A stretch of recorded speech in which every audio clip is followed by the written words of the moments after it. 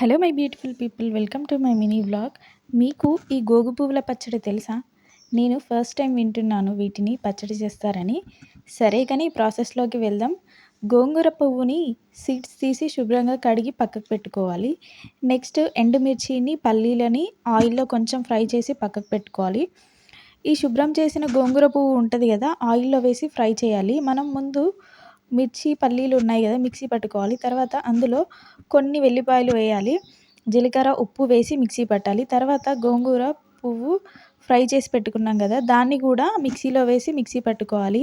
చిన్న కడాయి పెట్టుకుని అందులో కొంచెం ఆయిల్ వేసి ఎల్లిపాయలు, జీలకర్ర, శనగపప్పు, మినప్పప్పు, ఎండుమిర్చి, కరివేపాకు, పసుపు వేసి పోపు పెట్టుకోవాలి. అందులో మిక్సీ పట్టింది ఉంటుంది కదా, అది వేసి పక్కకు పెట్టుకోండి. అసలు వేడి వేడి అన్నంలోకి తింటుంటే నా సామిరంగా అద్భుతం అసలు.